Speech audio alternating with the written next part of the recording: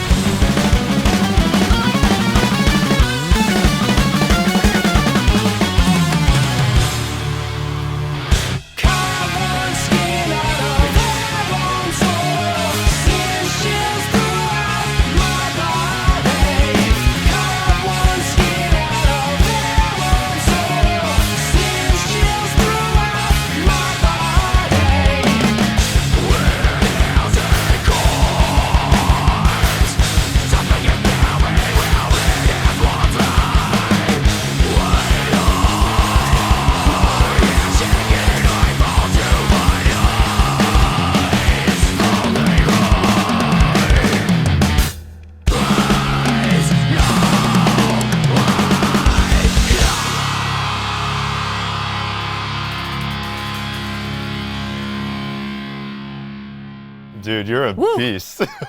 Look, I'll say this. It's literally been a year since I played that song, so the fact that I was even able to get through it. It was such a trip going through. It's like a multi-part symphony. Dude, there's so much going on. But it's between the buried and me, and that's why we're all here, right? That's what we do, baby. To all of you out there watching, please welcome Blake Richardson from Between the Buried and Me to Drumeo. It's so great to have you here, man. Dude, thank you, man. Oh, I gotta say hi to my daughter. Hey, Marlo. Oh, awesome. She's watching. Gotta get that out of the way. Gotta do it. First and foremost, priorities, right? Yeah. Love it. I think I saw you play. You were in Vancouver. I think it was about a year ago. Yeah. And we came to see the tour, and I remember sitting. I was in the second level of the venue, kind of like looking down, kind of like over the band, and you're just kind of sitting there like, what is going on? This is crazy. So I'm super excited to kind of dive into your playing, the band's music, and all that entails. And to all of you out there, you're in for a treat because Blake's going to be playing a lot of music. Oh, yeah. Over the next hour and 15 minutes or so. So buckle up and get ready to take it in. It's going to be good. And for any of you who don't know Blake, you've been playing drums with Between the Buried and Me since 2005 on some of the most legendary prog albums out there. Colors, The Great Misdirect, Coma Ecliptic, many others. So hopefully you're enjoying the video so far. And as you've probably noticed, Blake is a master at double bass playing. And we actually just launched a brand new course at Drumeo called 30-Day Double Bass with 6/6 Samus. If you've never played double bass before, this is the perfect course to check out. It'll take you from never having played double bass before all the way to playing some grooves and fills. So if you want to check it out, the link is down below, drumeo.com/trial, and you can try out the course for free. I guarantee in 7 days you'll be playing like Blake. Yeah. If a moron like me can do it, you can certainly do it. Yeah. Maybe not 7 days, maybe 70 years. Yeah, a little bit, but you should start and give it a try. Dude, let's start at the beginning. I think probably the most popular topic that comes up when we announced that you were coming out, it's got to be odd time and these crazy arrangements and stuff that you're playing. So I assume you didn't start playing this kind of stuff. So how did you get into odd time playing, and what are some tricks and kind of things that you use to kind of navigate this kind of music? Yeah, so when I first started playing, I was just playing, the typical grunge stuff. I just want to play Nirvana songs, which I still do to this day. I love that stuff. Yeah. But I'd say like my first intro to kind of like any kind of odd time stuff or like polymetric things, I went and saw like a Terry Bozzio clinic back in like, it had to be like 98, 99, something like that. And I had never seen drumming played in odd time before, especially to that level. That was just insane. So that kind of like planted the seed, I guess, so to speak.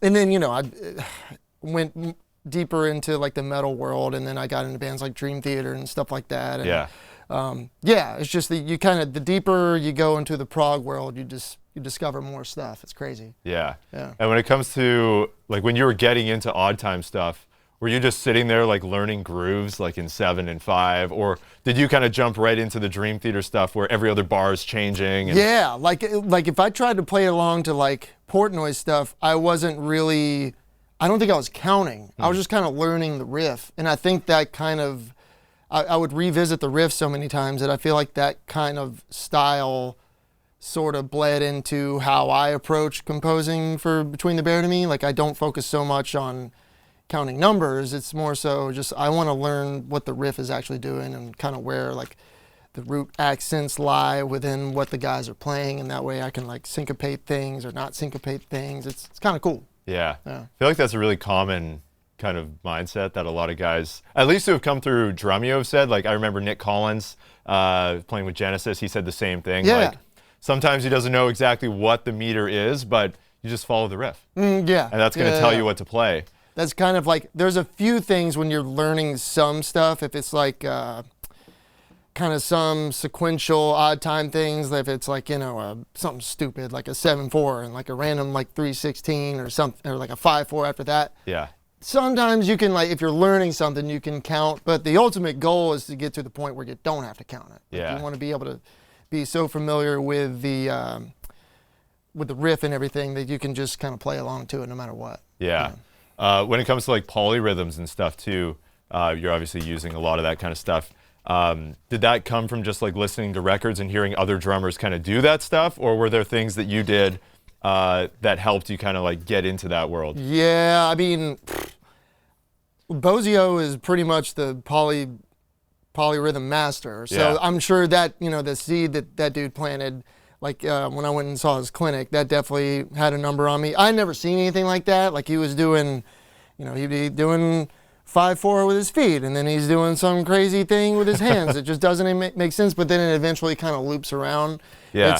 It's cool. Like it's very, it's like a very satisfying thing when you can finally complete like a whole loop of something when they kind of line up and then they get separate. Like your hands get separated and your feet get separated, and then they line up real quick and then they like kind of dissipate again. It's kind of cool. Yeah. So I think that was part of it. And then with the music that I listened to, yeah, that rubbed off on me as well. Like I kind of, again, when I would listen to something and I knew it was in on time, I wouldn't try to count it out. I would just kind of feel for where like the root accents were within what they were playing. It's kind of cool. Yeah.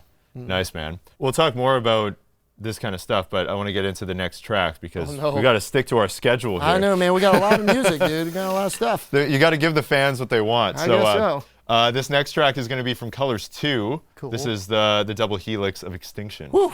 Okay. So I got it. Anything we can expect from this one? What's the deal with this tune? This is like the first kind of banger track on the record. There's a really sick reggaeton part in it that's probably one of my favorite BT Bam parts that we've ever written. Nice. Yeah. Cool, It's man. fun. Stoked to hear it. Cool. You're the light.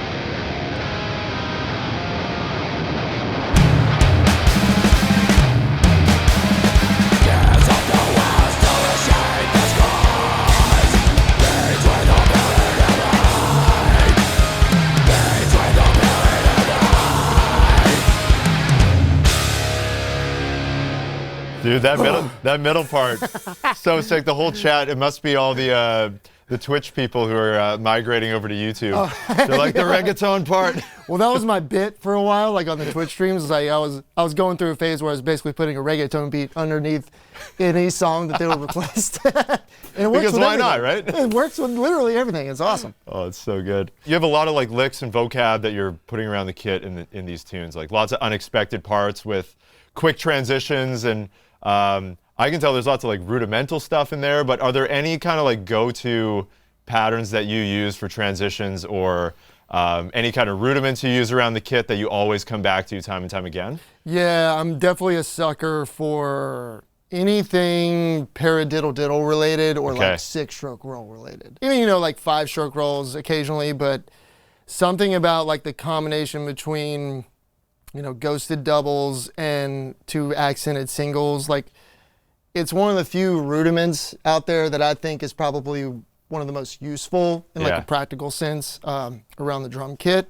And yeah, that's why I use it a lot. And then there's like little things like cool kind of fitting odd time sort of stickings within like a 4 structure, like doing things like taking a 3 on the hands and 2 on the feet, but doing 3 of them and then adding 1 more hit on the end to make it like a full 16-note fill phrase. Things like that make you make the listener think that they're hearing something totally crazy, but it's really not. Yeah. Yeah, there's so many options out there, man. It's hard to pick. Yeah. It sucks. Do you want to show us a few ways how you maybe use the paradiddle diddle? Yeah. I think I saw a few in like one of the tunes. You're going between the cymbals and stuff like that. Yeah, there's well, kind of a paradiddle diddle-esque is in that groove. There's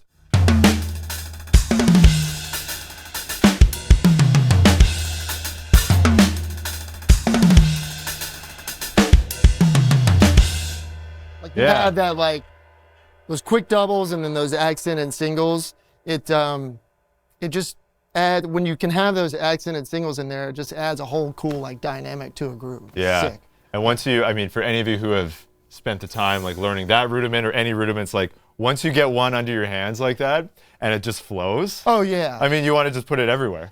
Dude, yeah, awesome. That's probably my biggest vice is like, if I learn something, then I just slap it on everything. Yeah, when Portnoy was here playing pretty much the same kit too. Yeah. We were talking about the whole like hand to foot thing. Yeah. I think it was 4 and 2. And he's like, man, if it ain't broke, don't fix it. Like he's used it so much it became a signature. It's like the Portnoy fill. Like yeah. Whenever when I'm showing like drum students and stuff like that, people that I give lessons to, I literally call it the Portnoy fill. Yeah. Because it works. Totally. It's sick. But it's cool to like have your own things like that where it doesn't matter what tune it is. Yeah. You can throw that in for like some added flavor and all that. So it totally works, man. Again, it's like with the metal world, it's hard to it's easy to get kind of pigeonholed into doing just straight singles and stuff that's really powerful but has really not that much dynamic.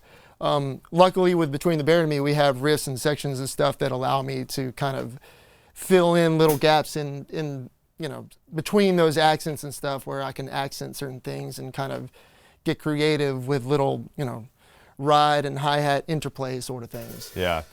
When you were playing that last tune, lots of people in the chat were asking about how you guys record, because before you told me, I'm like, man, like, are they just writing this on computers? Are they actually getting in the room and like working out all these like odd time phrases? Like, how do you guys actually put it together? Yeah, it's basically, we know exactly what we're gonna do before we hit the studio. Yeah.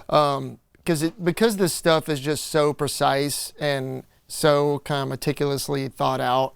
We're not the kind of band that kind of wants to like go in there, go in the studio and kind of hash some parts out and figure out, oh, maybe we should extend this or maybe shorten this or whatever. It's like, we kind of pride ourselves in being the most efficient band possible. Less studio time, the better. Yeah. Seriously, it's just like, I'm there, I want to play my drums, I want to do my thing, and I want to get out. Yeah. But yeah, we definitely know exactly what we're doing going into it. So it's kind of the way we compose those kind of evolved over the years. Yeah. We've definitely, because the technology is available now, we can remotely compose stuff. people will be kind of all over the country, and we can pretty much write a record remotely. It's wild. So it's just crazy. It's bizarre that that's even possible. It's Yeah. so crazy that that's the world we currently live in. Because we used to be, old school. Like when we wrote Alaska, it was literally like we would hammer it out in my parents' basement, literally in my bedroom, and like Tommy would just throw in like he would get like a little Walkman thing that record, put a pillow over it, and then just like sit in the corner, and that would be our demo. Like we didn't and hit record on it, and we would just listen to this like totally jacked up tape of whatever demos that we were putting out. So it wasn't really till we got into the studio we could hear like kind of a polished product. But now it's like, dude, now it's to the point where demos can sound better than the finished product. Yeah. It's wild. And do you feel like going from rehearsing and recording demos in your basement up until now where it's all remote, do you feel like having access to technology actually helped you or made you guys start creating like more complicated stuff because it was possible? It kind of did. It's gotten me in trouble a couple times. But also you got to look at that in a good way, especially with this last record, because with this last one with Colors 2, we wrote it completely 100% remotely. And we got together a couple times just to kind of like brainstorm a couple as far as where we wanted to put the songs and just overall structure of stuff. Yeah. But yeah, it's very easy when you're programming stuff and writing stuff out to get yourself in trouble, because you can be like, oh, this part sounds sick with a blast, and then, oh, this next part will sound cool with like a thrash beat, and then we can go back into a blast beat, and then do this really complicated thing, and then when you try to like play it in real life, you're like, oh my God. What did I do? Yeah, screw myself, like what a moron. But it's cool because you like, eventually you do learn it, and it's like, it's a weird roundabout way to kind of push yourself as a player. Yeah. It's awesome. I guess anyone who's even using like any of those like programming metronome apps or whatever, where you can like set a sequence and just see if you can figure it out and play to it. Yeah. Yeah, I can see how you could get yourself in trouble with that. You totally can, dude. It's just, it's crazy, awesome. man. Nice. Let's jump to the next track. We're just gonna keep this train rolling, man. Okay, man. I'll do it. Blake's been here for 3 days. Yeah. And we're just putting him to work. I'm practically an employee here. It's like they're they're giving me a W-2 and everything. That's right. Yeah. You're not going home. You're staying here. I'm staying here, dude. Yeah. We're bringing your family up, and yeah. I want to work here. Like this place is great. I'm not gonna lie. It's awesome. We have fun. Yeah. It's a good dude. You guys got it. It's sick. It's a good time. So next we've got Revolution in Limbo. Okay, cool. Another one off Colors 2. So yeah, man, let's do it. Let's try it out. Let's give it a go.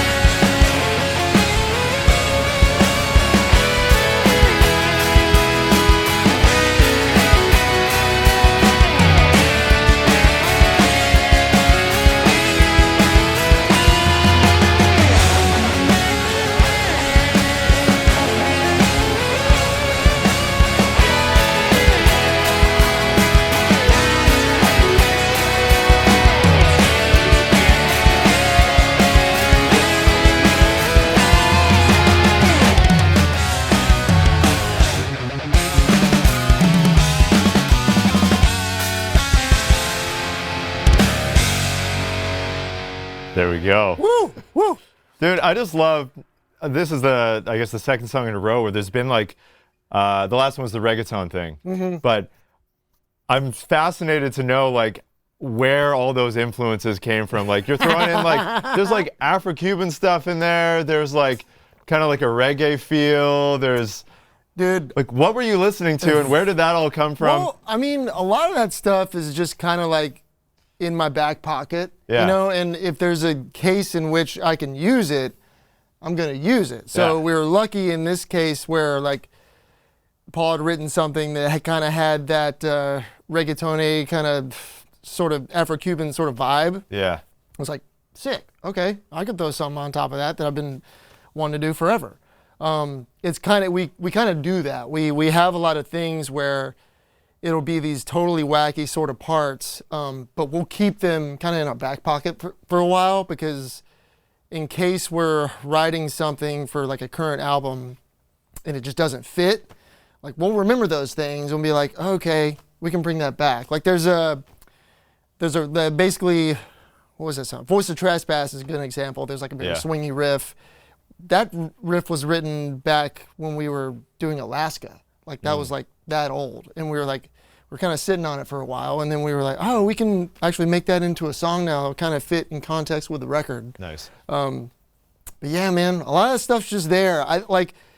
I was lucky enough that when I was taking lessons as a kid, I had a great teacher, Robert Crutchfield, who was part of the local like Winston-Salem, Forsyth County orchestra, and he was just a great teacher, but also like he would kind of try to show me the basics of as many styles as he possibly could. Like, so he would show me, you know, rudimentary, like basic Latin stuff and basic kind of Afro-Cuban stuff and like a bossa nova thing or something like that. Yeah. And then he would kind of like, it was a great way to do it, a great methodology for teaching because then I could like see which things that I gravitated towards, and then we would kind of like expand on those things. Yeah. I think that's a great lesson for anyone watching where I think a lot of people get hung up on, I just want to be a metal drummer and I'm only going to work on blasts and double bass, but you're the perfect example of how you're doing all of that. Like the blast beats you're doing in that tune are insane. Yeah. But you get into the middle of the song and there's this whole other world where you're taking it down and yeah.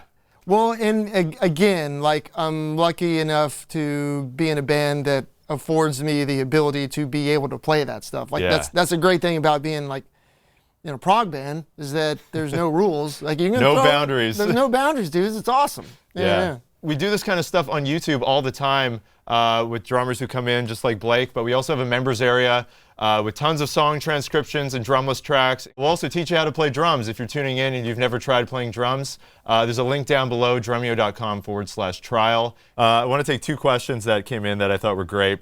This one's from one of our Drumeo members, Ben Groves, asking, what is the hardest groove to play of BT Bam?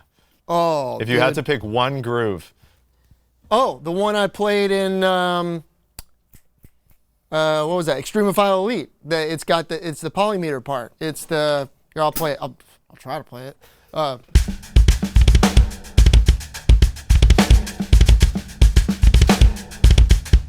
Yeah. It's madness, that one. dude. That's like, that took me so long to record. Going full circle. That was one part where I went in the studio. I was like, I know I want to do that, but I'll just wait till I get in the studio. I'll be able to figure it out. Yeah. Idiot. That took me like, I could not get, because it's essentially like a polymetric sort of pattern. You're carrying a different rhythm with your right hand than you are with like your kicks. While keeping the backbeat probably on the same beat 3 or whatever. Took me forever. I was a moron for not trying to like learn that before. The beauty of punching. Yeah. Jamie, I'm sure like Jamie King, he records our records, but I'm sure he was just like, oh, he's probably just like scrolling on Sweetwater, just like looking up stuff to buying buy. gear. Yeah, just like, just tell me when you're done. I'll hit record and just go. Buy an 808 and it'll replace Blake for those 4 bars. That's awesome. And one more in the YouTube chat, people are talking about the boots. What's the deal with what? For real? What's the deal with the boots? Oh, dude, these are sick, man. These are well, they look like boots, but they don't really. They're very light and they're very tour friendly. Okay. That's why I got them, because they're waterproof, they're very light. I can take one pair to Europe and be good for the whole tour. Yeah. Like, 'cause when we're loading gear and stuff like that, I just want something that I could do everything in. And they're like light enough that I can play drums in them. Yeah, they're sick. It's like a classic drummer answer. Yeah, dude. It's like, you want to buy this new car? Well, can I fit my bass drum in the back? If so, yes, I'll buy the car. Yeah, I don't, look, I'm not a fashionista at all. I don't know what's cool with like shoes or whatever. Yeah. I just, give me something that's practical that I can use on a daily basis. I love it. People are digging it in the They like in the it? chat. They're not goofing on it? They're Okay. curious. Sick. Let's jump to, okay, so the next thing, this might be one of the longest pieces we've ever done in a Drumeo Live. Oh, no way. So this is going to be a 17-minute medley of Prehistory, Bad Habits, and The Future is Behind Us. Okay. But before we play that, I'm generally curious, how do you remember that, like, that many unexpected changes in the music? Like, you've talked about how the band writes with, sure, you might have a verse or a chorus in some songs, but you might just throw in like a 3-bar turnaround that never comes up again. Yeah. So what's your trick to remembering this stuff through a whole record? Well, it's hard. It's like, I'm running out of space, dude. Hard drive is full. Yeah, the hard drive's getting pretty damn full. No, motor memory is definitely a big part of it, like kind of revisiting a lot of parts. I think the way that I approach it when I'm kind of rehearsing this stuff is that I like to rehearse everything kind of in segments as opposed to just like starting the song from square one and then just go as far as I can and then start back again. I'll say like, I'll chunk it up in little segments. I'll say, okay, I'm gonna learn this first bit and then, okay, I got that. Let me see if I can learn the second bit, got that. And then you kind of start to like work on the transitions between the two. And then by the end of it, it's like you kind of got it together, man. It's like, nice. Again, if a dummy like me can do it, if I can pull it off, anybody can do it. I mean, if you put in the time, and I mean, it's the same if you're working on like a Rush tune or whatever it is, like take it one piece at a time. That's great advice. That's just like, for me, that's the only way it's ever worked. Yeah. Yeah. Cool, man. Well, this is going to be a beast. So, I'll try, man. I don't think I played this bit since we did that Colors 2 tour. So yeah, I think it'll be cool. Well, it's funny because it's like, I'm used to playing long stretches. Like doing it in this format, it's weird. Like playing a song, stop, play, because we don't do you get out of the mindset of just like playing mode. Yeah, because we don't do like in between song banter. Like when we go up there and play, like if we have an hour set, it's like we're gonna play every minute of that hour. Yeah, for sure. But yeah, I'll go for it, man. Yeah, man. Good luck. All right, I'll Buckle try it up.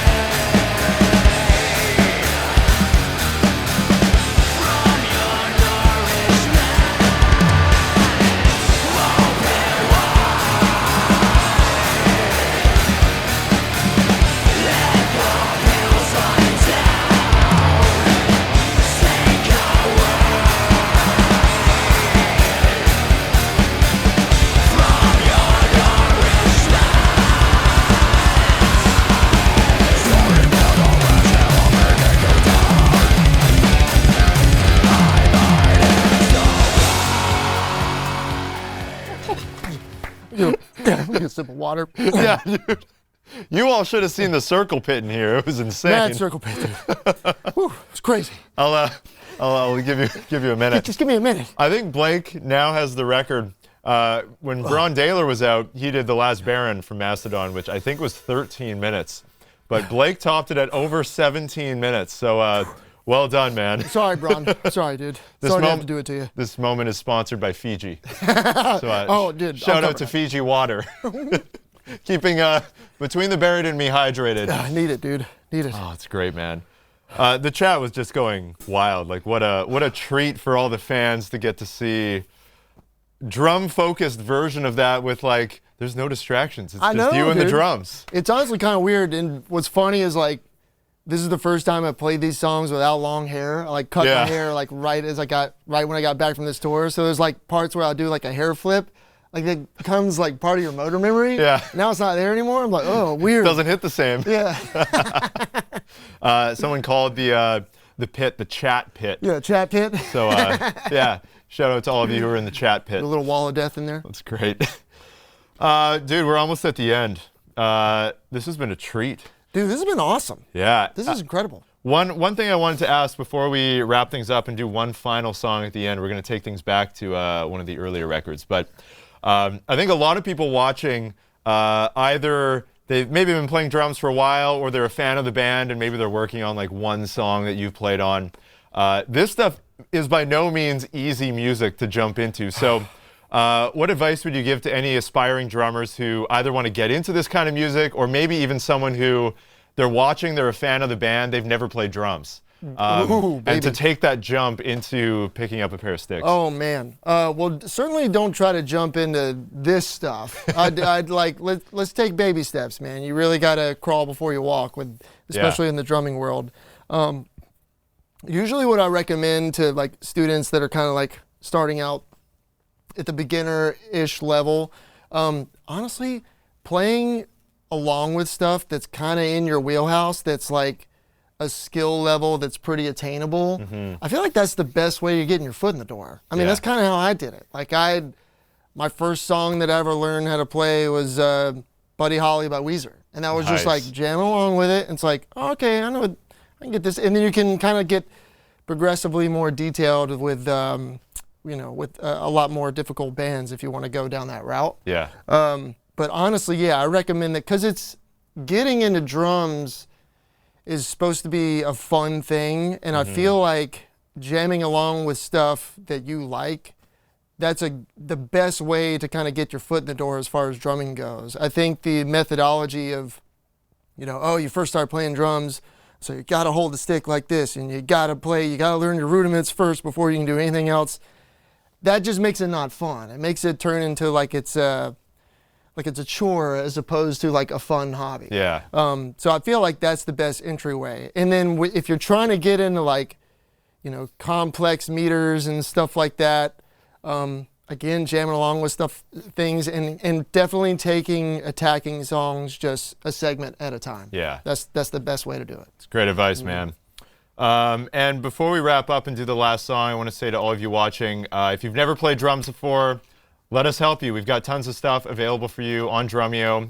You can get a free trial down below, drumeo.com/trial. Hopefully you check it out. And some workouts and stuff coming where you can play along with Blake and work on some stuff. So that stuff was grueling. It's going to be good, man.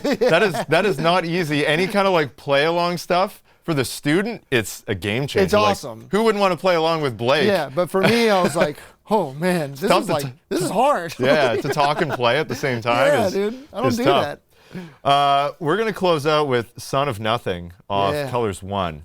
I believe this was the last song that we wrote for that record. I think because we started with Ants and we went forward, then looped back around, and then I think "Son of Nothing" was the closer as far as like writing. Like, so it was really special because it was like, okay, we got an album. Yeah. Like when we finished writing this one, it was like a very special moment. So yeah, got a very special place in our hearts. Love it. Yeah. Dude, thank you so much for being here. Dude, it's been a blast, and we'll have to do it again sometime. I'm down, man. I'm down. Let's do it. Let's hang out. Again, just hire me, dude. I want to work here. Yeah. We're never letting you leave. So we're canceling the taxi and I'm staying. Sorry, babe. I'm staying. game over. Cool. Thanks everyone for tuning in and hanging out with us. And Blake, I'll let you take it away. Awesome. Cool. Sounds good.